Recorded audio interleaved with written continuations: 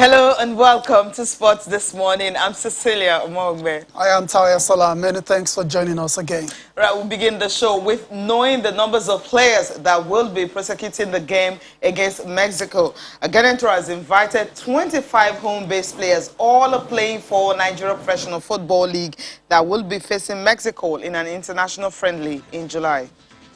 All right, so stick with us on the show to get the names of all those players that will be playing against Mexico in that international friendly.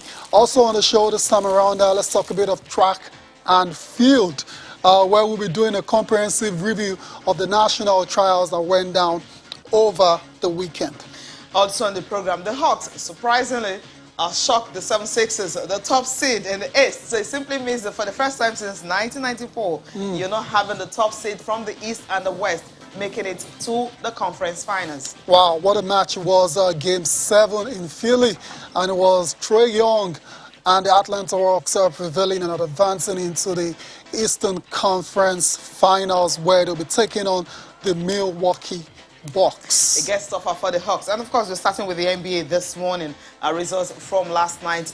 2 games decided. Yep. Okay, maybe some news in case you don't know that, of course, the favorites for the title, they're out. Talking about the Brooklyn Nets. And the Bucks ensured that, they made sure of that, they would not be there. So it's getting interesting. Okay, results from last night. From the Western Conference, Game 1 already started in the finals. The Suns and the Clippers. Yes. That game ended 114-120 in favor of the Suns, despite playing without Chris Paul. Yeah. And for the Clippers, they're still without Kawhi Leonard. We don't know when he will be returned for Chris Paul. Health and safety protocol, COVID-19 issues, so we don't know also when he's returning.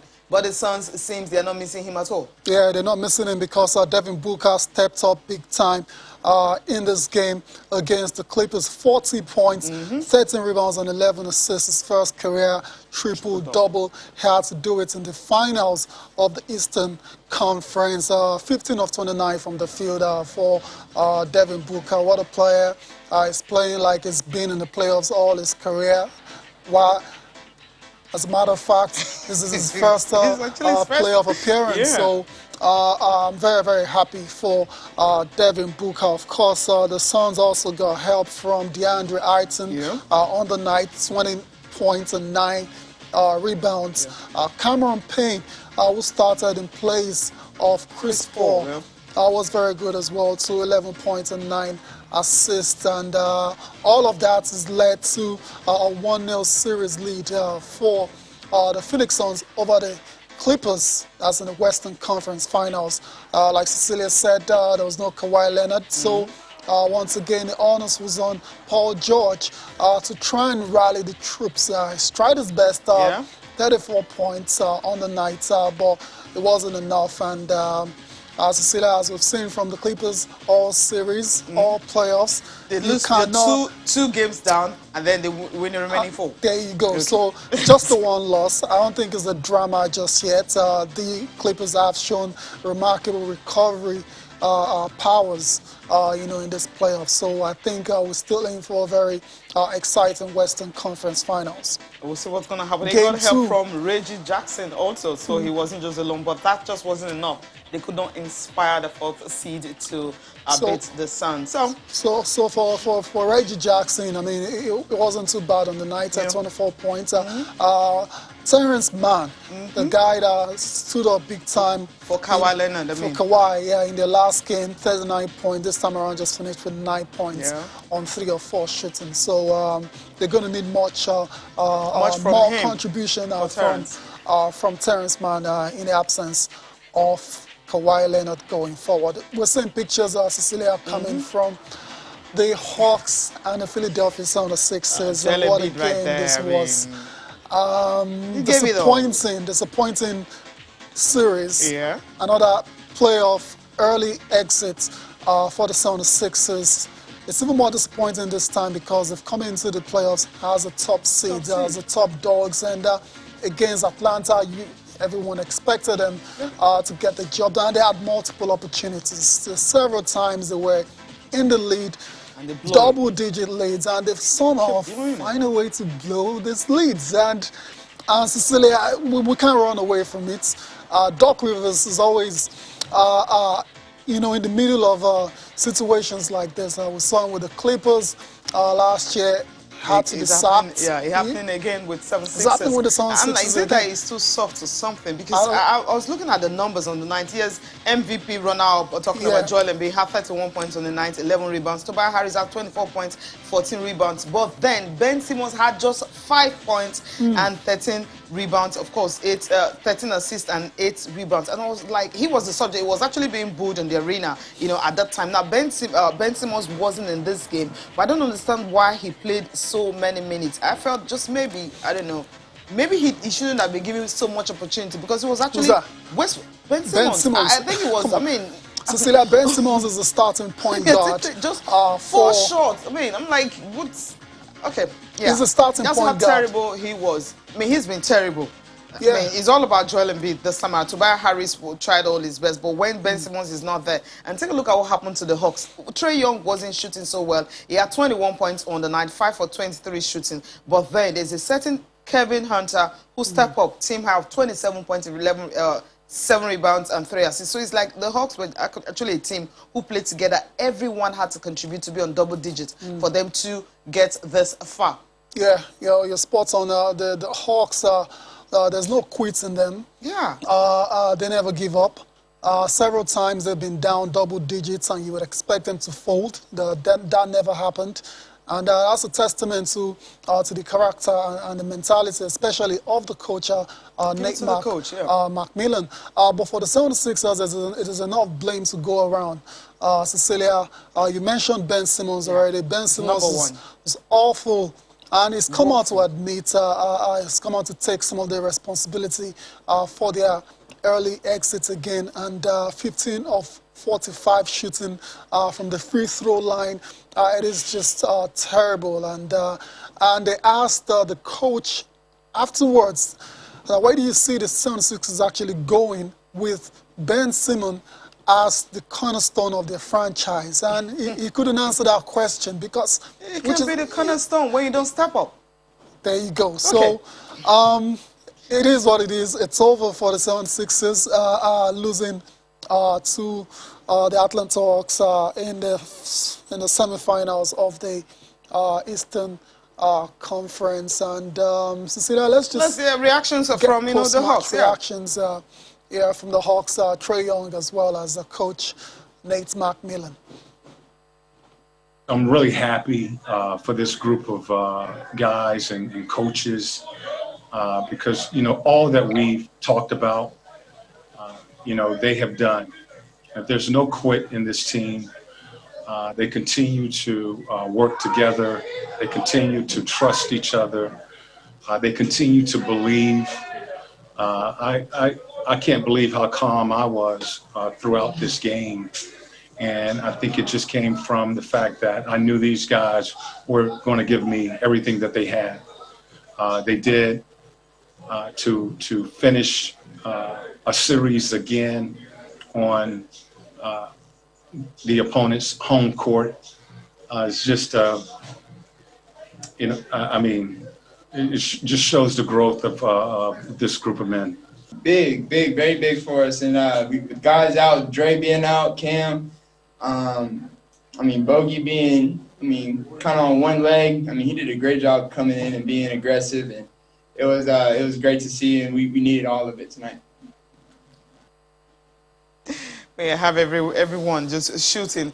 Okay, let's get from the other camp, the 76ers, of course. Coach Doc Rivers is disappointed from Joel Embiid, where he said everything sucks, having to lose in Game 7. Sit here and, you know, digest the game in front of everybody yet. I have to see it. Really disappointing, honestly. I think everybody's disappointed. You know, give the Hawks credit. Nate McMillan did a hell of a job.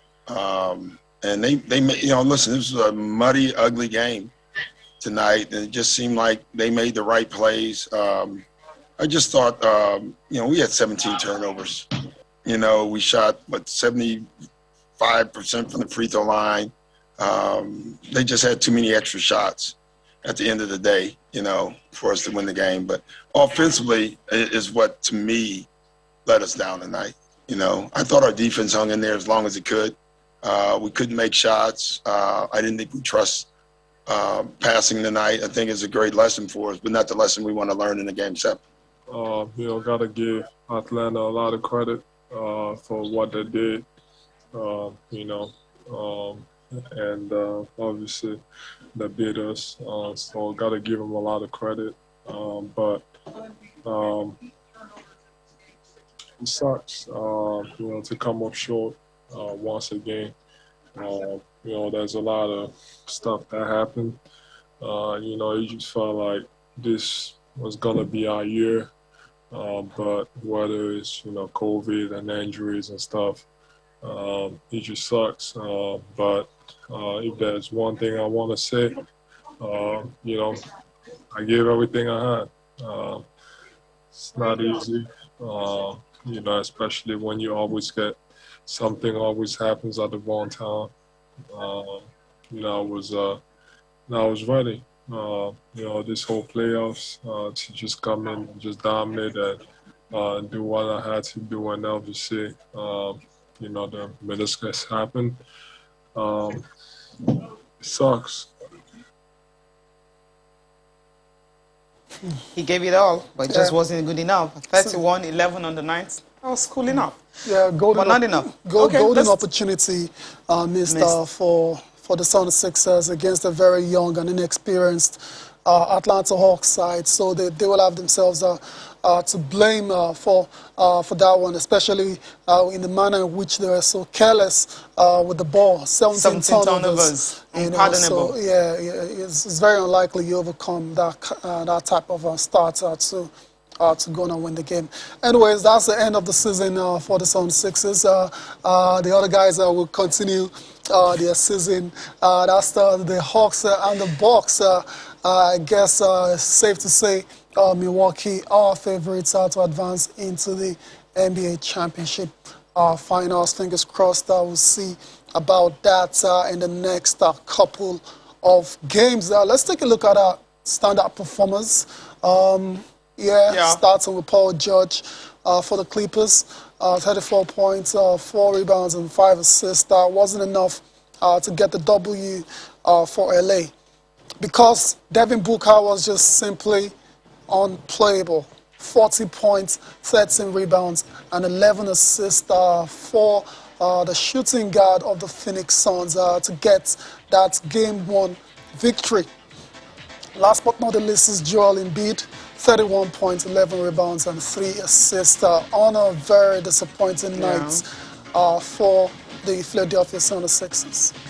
All right, that's it for the NBA. And now let's come home. And, of course, when I mean home, we'll talk about Lagos, what happened at the national trials. The final day was yesterday, and it was all about the relays. Nigeria trying to qualify for the relays. For the 4x100 meters women, you will say it's safe to say that Nigeria, of course, had nicked a ticket. If we have another country that's running faster time between now and the end of the week, they won't go. But it's all done and dusted for them. But before that, the athletes are, of course, talking ahead of Olympics. Those that have qualified for the Olympics, they believe that they can put on a good performance. After this report, we'll look at the trials of the Olympic trials coming from Lagos. Nigeria first participated at the Olympic Games in 1952, and in all, the country's athletes have won a total of 25 medals, 13 of the medals coming from athletics. The last time the country had a podium finish in track and field events was at the 2008 Beijing Games, all thanks to Blessing Okagbare, who won silver in the long jump final, and the women's relay team clinching silver in the 4x100 meters relay.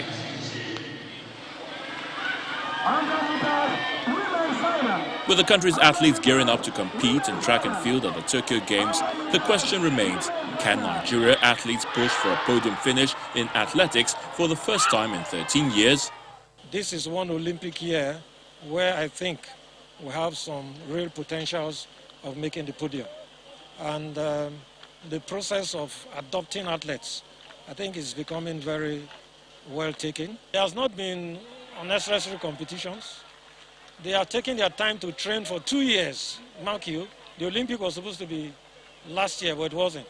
Some of them had prepared for it. So all they needed to do was to re-periodize. And with what they had last year and what they have done this year, a lot of things are happening. The athletes know they face a daunting task in Tokyo, but they remain confident they can pull their weight among stiff competition. When it comes to the games, I trust my team.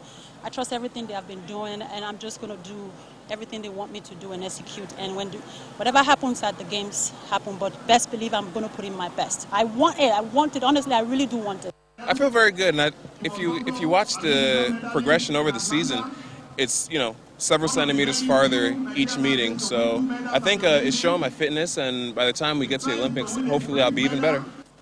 From the Olympics, it's going to be a banger. I feel so, because as in getting it like this, so we can just fold our hands and watch how the ball rolls till the Olympics. Because my performance, as I said, I don't know how I do it, but it comes, and I just hope it keeps coming all on God. God knows how he does it, and I just keep hoping on God for each performance.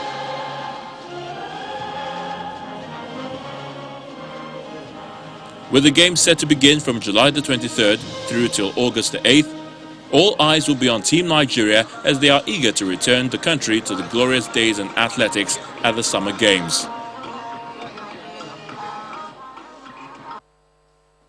Right, the athletes, of course, these are the ones that have qualified for the Olympics, but then we still have more to qualify, of course, I mean, so many of them. They're still hoping. Jerry Jakpa also hoping, Manuel Jelly also hoping to qualify. Maybe they can do it. Yeah, they've got a couple more opportunities, windows to try and qualify. I mean, it's like that across the world as well, too. It's been very...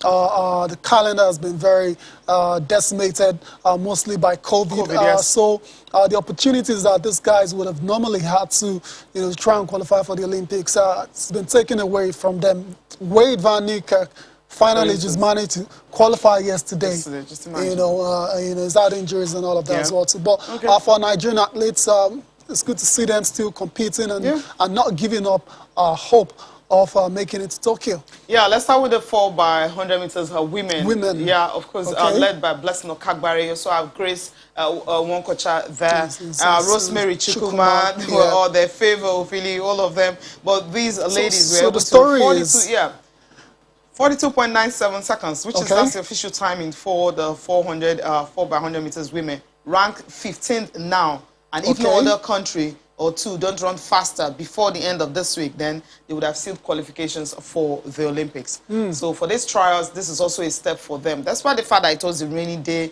the track was wet, soggy, and it was slower. But these athletes still managed to run 42.9, which is really for me. Which will be good enough to qualify. Good enough. If no other country run faster. So right now they're 15th.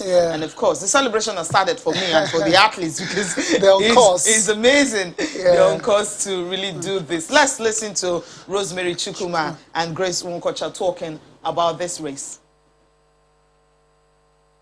Yeah, we just have to keep our body warm to make sure that everybody is fit to run the race. And we just did our best and we ran the Olympic standard, so I'm happy for it.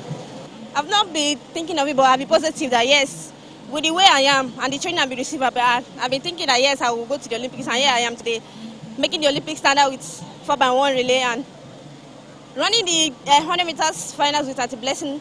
And I was thinking the 100 time was legal, but they said it's illegal. So, all thanks to God, at least I qualified for the 4x1, so I'm okay with it. I believe we'll run more than this. The 42.9 is just like running under the rain. It's not that easy, but I know with the good weather, I know we'll run more than that. Warming up and cooling down the body, it's quite difficult for us to pick up. I think if the weather is better, I think we'll do better than what we've done here. We had that practice yesterday, but it wasn't that perfect, but I think with more acquaintance with each other, we'll do better than what we have been doing. Constant practice. We have to pass the betting round and make sure it passes rightly. And I think we'll do a better time than what we've done here.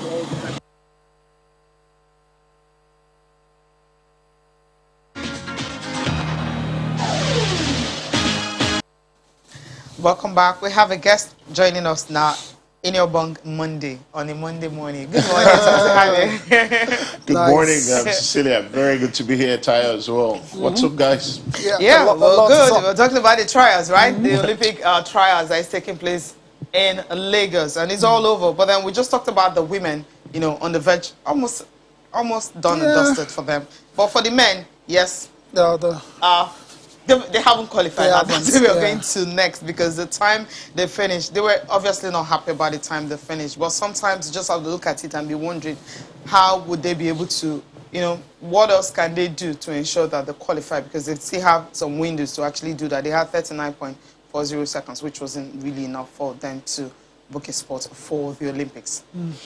Just not have to work hard, and it's pretty simple. Just work hard and make sure that you're giving as good as you should be giving, because it's the Olympics happens once in 4 years, and it's an opportunity that I don't think any athlete wants to miss out on, and it's a massive opportunity for them. And thankfully, like you said, they still have a couple of windows that they can take advantage of, and if they can take advantage of that, it would be very, very good. But it's worrying at this moment, to be honest. It's quite worrying, and I hope that they take the opportunity to qualify for the Olympics, because, I mean, as an athlete, what you do not want to do is just have regrets, you know, sit back and wonder what could have been and should have been, and it's an opportunity for them. It's an opportunity for them. Enoch Adegoke Oshekiri, Oshereshe Oshekiri, Adekalo, and Godson Brumer was the one who ran that race. Let's get reactions from Jerry Jakpa, you know, talking about this. And of course, the fact that the rain also didn't help issues. They could have run faster time because the track at Yabatek is really fast.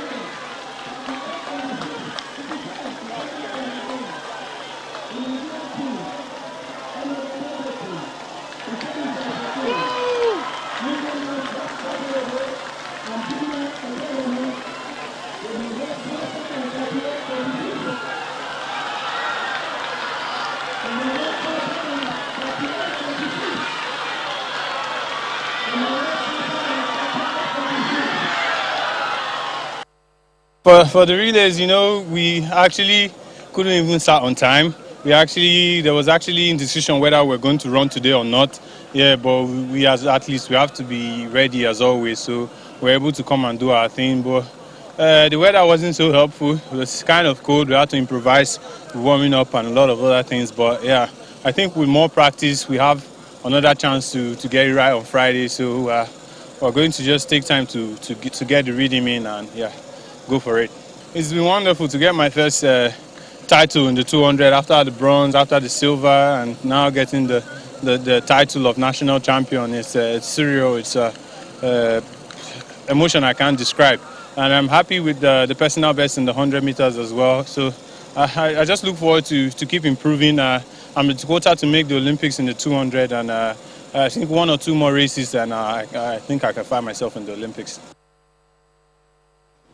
All right, that's Jerry talking about that race. Not a good one for them. Clearly disappointed that they haven't been able. But then the inaugural MOC release is coming up this weekend. That's 26th and 27th in Lagos. The Yabatek also, the relay team will also have an opportunity to qualify. The Lagos Athletics Open that is also coming up on Thursday. Just one day meet is also there. That's another window for these athletes to see if they can qualify. With them not qualifying, then the 4x400 meters men were also hopeful. But then they couldn't also. I mean, it was just, apart from the ladies who ran so well, all the others, was kind of disappointment for them. Starting with, the 4x100 meters women, you just saw pictures of Nse Uko, Patience Oko, George, Favor, Philly, Knowledge, Movo, clocking a season best of 3 minutes, 31.27 seconds to win the 4x400 meters ahead of other countries that came. But then right now, they are ranked 17th in the world, so they're still not in that qualification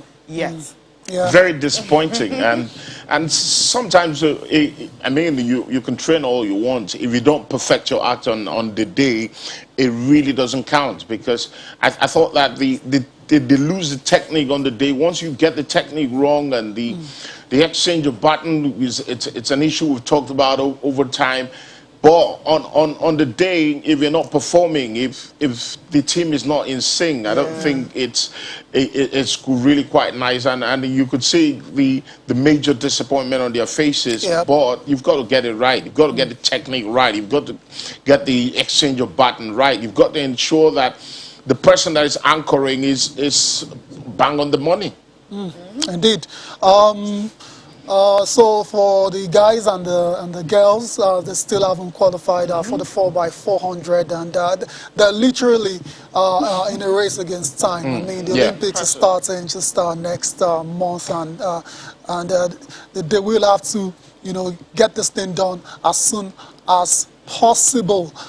Let's take reactions here. From Knowledge and move on, and of course, Patience Okon George. They said they were not just really blaming the weather for it. They felt they didn't run well, and knowing that this is the second time they're actually running together. Rather, this is the first time they're running together in the 4x400 meters at women's relay.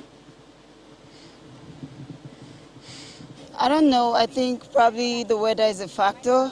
But I mean, there's no excuse for performance, because even if the weather is there, someday we'll run under the rain. So we just have to, despite any challenges, we just have to push through. Personally, I don't feel so good about the time, but we still have another opportunity next week to prove ourselves, which I know each and every one of us has the capability, and we are very positive about, pushing through. They should have, run at least one 4x4 this year to know where we are at, to know what we need to work on. But just coming up and making up a team at the dying minute, I mean, it's not encouraging. But I mean, we already ran one today, and I believe tomorrow will be better. Each and every one of us, we've learned our lessons, and we won't use the weather as an excuse, but, we can do something better next time, or probably next week when we'll have the opportunity to. We still got time, Yeah, it's not really the pressure. The pressure is not there because our minds are free. But the time didn't just come. I don't know. I don't know. Some people say the weather, but I don't think it's with the weather. It's just for us to run. It's what we need.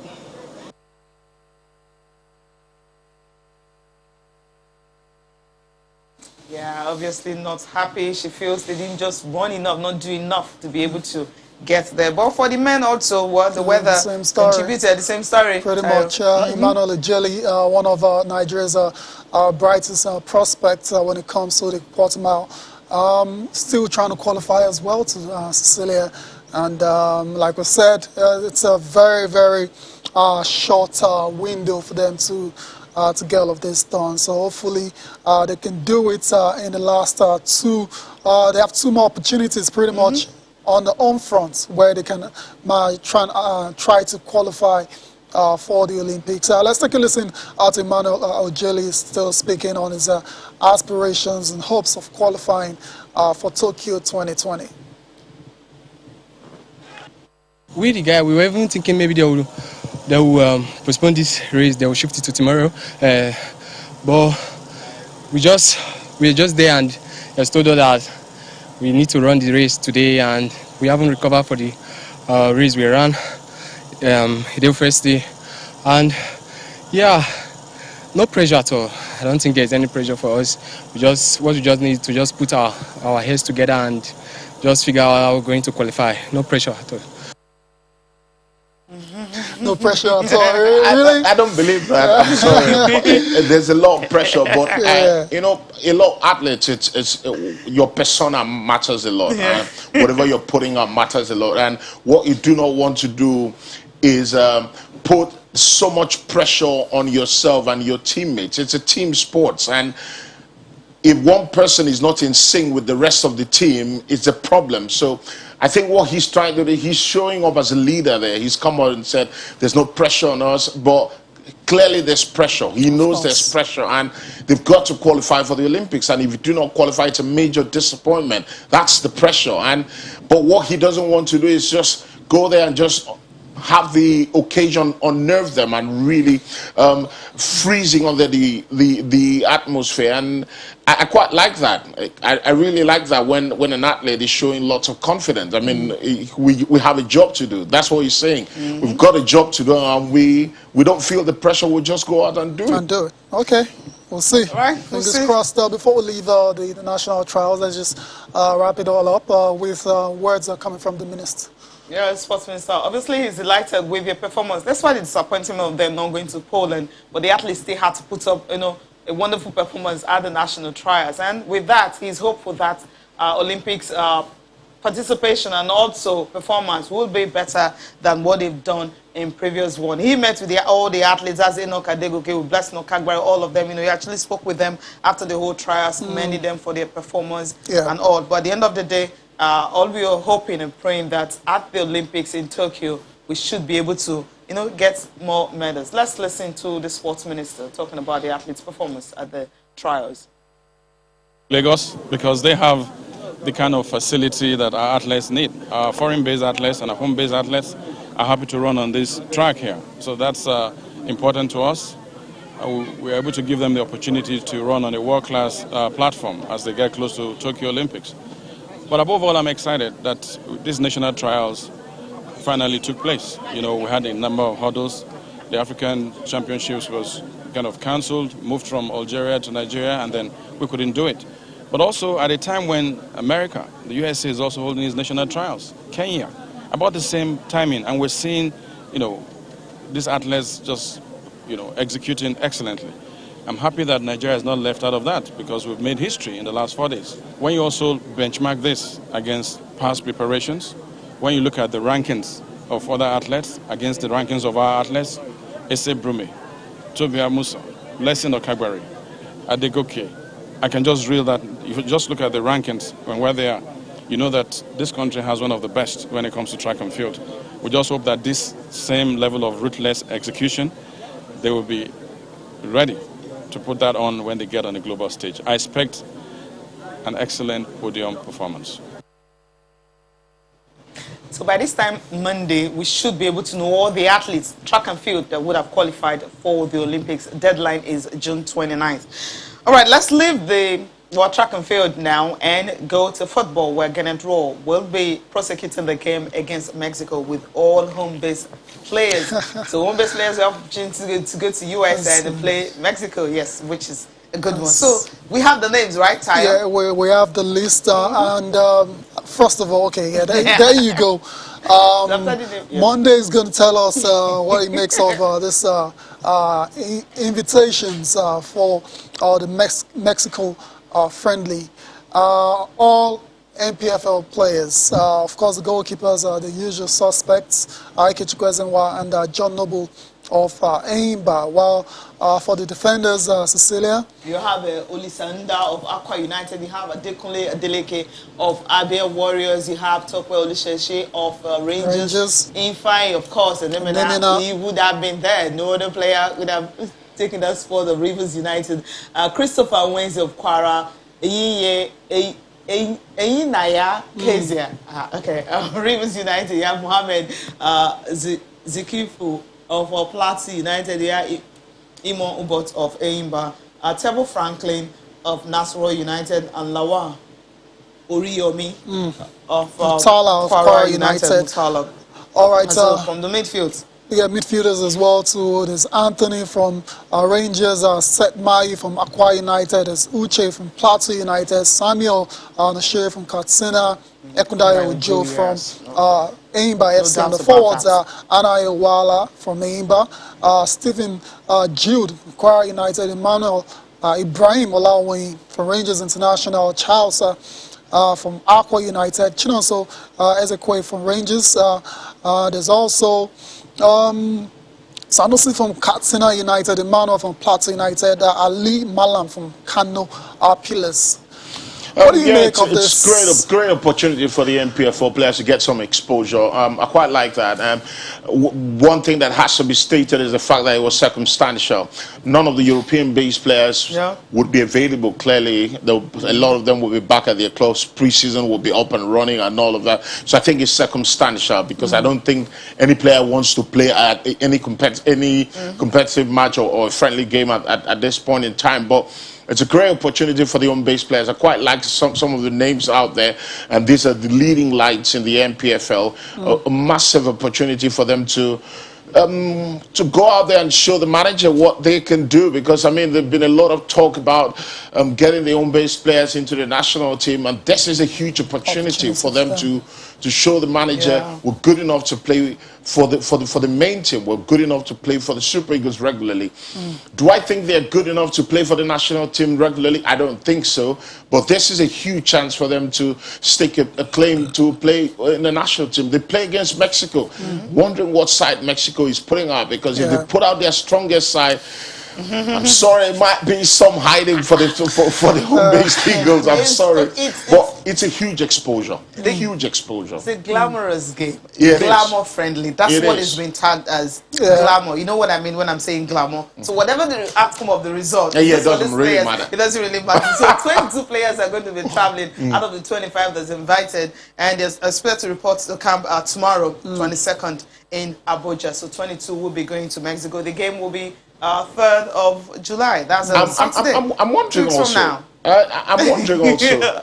I mean, these are some of. Okay, I'm assuming that these are the best players in the clubs. Now you're taking these players out of these clubs. The league will still be going on. Just for less than 2 weeks. So it's just. Is that not unfair on the teams that are probably fighting for things at the right end of the table, or fighting to stay in the top flight of the league? Is that not a disadvantage? I'm just wondering. Yeah, it should just be away for 2 games, so which is no big deal. Okay, I didn't say that. Yeah, of course. Two games can be the reason someone gets relegated or loses a title. But I think you should have a solid squad enough to prosecute games when you have your key players. What if injury? Take your mind to Europe. If you take Kevin De Bruyne out of Man City's team and take Ruben Diaz out of Man City team, let's say they go for an assignment. I know. And you say 2 games. I'm just saying, I'm trying to play the devil's advocate here. I get your point here. Well, these players need to play. I think it's an opportunity for them to play for the national team. I mean, how many players have been capped to play for the national team? There's so many. We have so many players. So if you get the chance, put in your best, and also hoping that your team can do without you. Yeah, it is what it is. And let's hope that let's hope that some European-based or maybe South America or Latin American agents will be out there in that game in the US, because I know those players are thinking about going to Europe or America. They want to go back there, obviously, but it's a great chance for them. Great window for these players to try and, like I said, agents will be around to watch, and some of them might just not come back. Okay. All right, that's the that is actually putting more pressure on the coaches right now. I'm wondering what they're thinking. Some of them might just come back. Let's talk about the NPFL, of course. Exactly. From the players who are going to US for the Mexico friendly, talking about the ones that are here, who will be here for a while. Let's start with the results from the NPFL games that happened over the weekend. Now, these are the results for you. Enyimba and Nasarawa United. That game ended goalless. We didn't see this coming. Rivers United and Katsina. Rivers won by lone goal. Aqua United needed to win, and they did just that enough to stay top of the table. Jigawa Golden Stars beating Canopilas. I thought Canopilas was going to get a point of this, but it didn't happen. Ifeanyi beating Heartland by 2-1. And flipping over to other results are from match day 26. You have Lobby Stars beating Kwara United 2-0. Sunshine Stars, they won again. See, they're going to go back 2-1. Dakada FC and Rangers a draw for Rangers away from home. And Plateau United and Warrior Wolves, it was 2-0 in favor of Plateau United. That's the game we're going to be talking about, because Plateau United seems they don't know how to lose, right? That's when they are playing at home. But we need to go on a break. When we come back, we'll listen to reactions coming from that game, and then we'll talk about the game itself.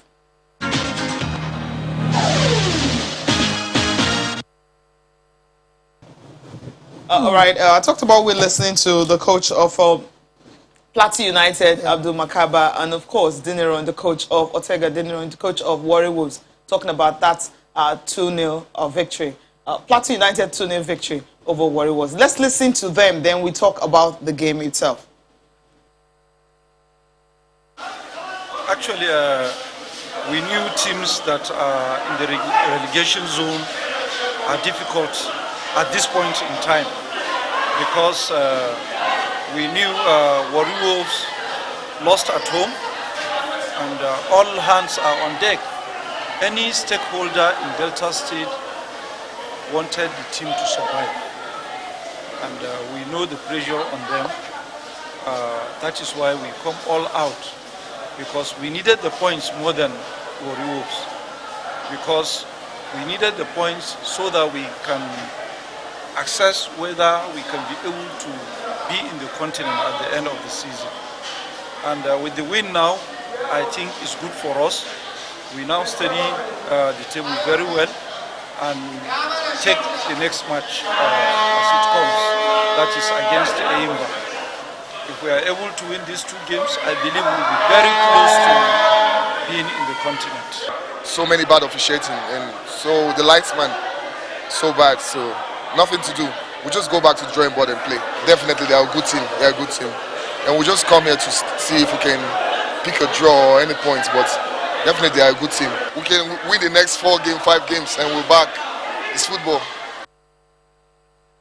Take it there. Talking about winning. Warri Wolves' position is very precarious, so it's not a good position at all. That's why he's saying they can win more games. Well, Plateau United seems to be, the team to beat right now. When I'm using the word, because anytime they're playing at home, it's hard for them to lose. And Eimba is up next, according to Abdul Makaba. Eimba with some of their star players already with the national team.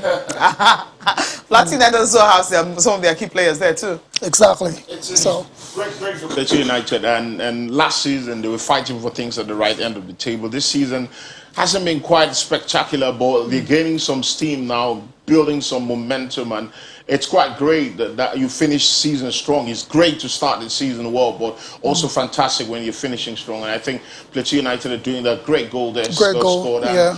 You've got to give credit to Abdul Makaba. He's one of this, in my opinion, one of the very few sound coaches in our league, with due respect to a lot of them. I think he's very technical. He understands the game, and he's done really well with Plateau United, even though there'll be lots of expectations about Plateau United because of how well they played last season in terms of pushing themselves up to the top rank of the league. But it didn't quite happen this season, but they got the necessary points they needed against Warri Wolves. For Warri Wolves, it's been poor. It's been absolutely poor, and it doesn't look like they've got the resources to be able to stay in this league. And I don't know what's going on there, but it's not quite working. It's not quite working. And on the road, they are a very, very bad side. They travel very poorly away from home. They lose points, they lose games, they concede lots of goals. And at this level, you're going to get punished when you make silly mistakes like that. All right.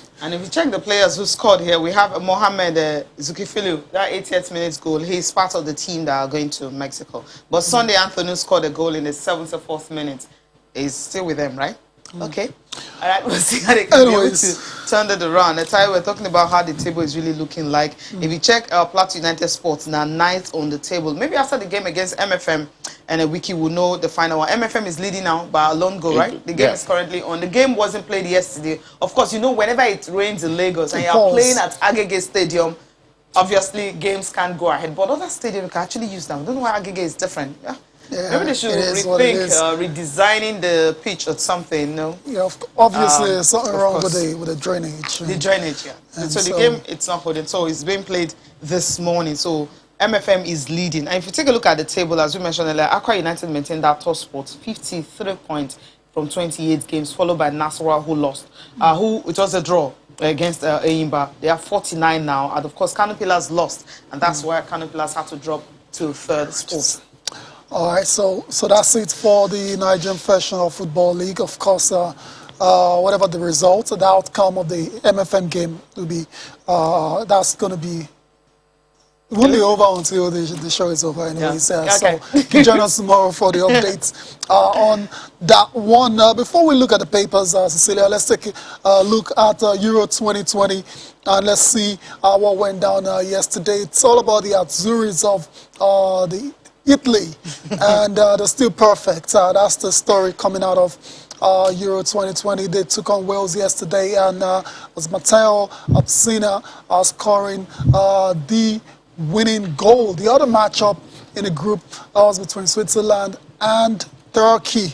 I was Shaqiri scoring twice in that game to lead the Swiss to all 3 points.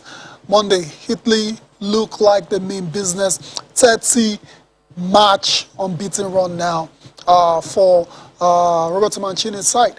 The Italian job is getting better and better. It is just getting absolutely better and better. And from day one, they set the mantra on day one. They look like they meant business, and it's absolutely brilliant. They've got a great depth to score. Yesterday, Mancini wrong the changes, and it was still a great side out there against Wales, even though, with due respect to the Welsh, I don't think they had such a tougher position when it comes to the Italians, but they needed to do a job, and they did it on the day. The Italians look really serious, and like you said, they mean real business.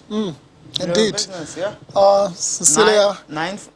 3 games, 9 points, Yeah. perfect record, No goals conceded. When was the last time you conceded a goal? I can't remember. Yeah. It's and people are talking about them using old defenders who were past their time. And Chiellini is 36, 37, Bonucci is 33, 34. And you're just wondering, how come teams don't score against them?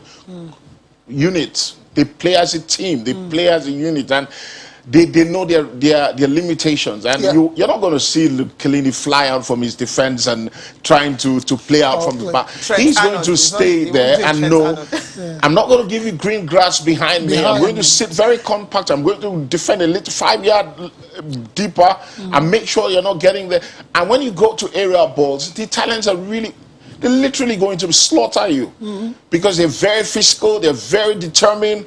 I mean, the Italians, they look like they mean real business. I'd like to see Kylian Mbappe against that Italian defense. Eventually, we might get to see that in the latter stages of this competition. We'll see. Yeah, more review from the Euros tomorrow. But let's just take a look at the papers, what it's looking like right now. Starting with Sporting Life. And Sporting Life here, you have... the Nicola Osimhen's injury cost Napoli's tickets. Okay, what the time tickets? was that's a Champions League ticket, I guess. Okay, that's Sporting Life there, and you have a Wales into last 16 years, despite losing, and Azzurri making history without their unbeaten run. Sporting Sun is the next one. Shocking details of Osimhen transfer probe. Okay, what's this all about? Go find out Sporting Sun. They've got this one for you right there. You also have Yalo Moyes. Moyes wanted me at West Ham. Why didn't he go? Well, Nyeriku remains Sean Olympiacos. Okay. All right, let's go to Complete Sports is the last paper for review. Indeed, Iheanacho Onuachu out of Mexico friendly as a Foreign Eagles Sean game. Home-based Eagles rescue Raw. Interesting. Varane reps to open talks with Manchester United. United fear Pogba will run down contracts. Onyekuru set for permanent Galatasaray move. Roma agreed to pay £17 million for Granit Xhaka.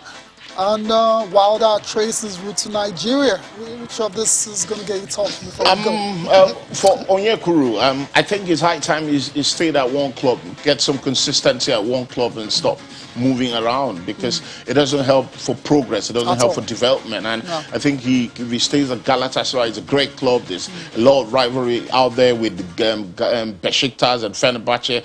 Consistency is really good for him. I quite like that he stays there. And for Pogba, I mean, that guy is not going to go away from the stories, because, I mean, he's always going to divide opinions. And talk of him moving out, I don't know where he wants to go. I don't know who's going to sign him. I think he brings a lot of baggage with him.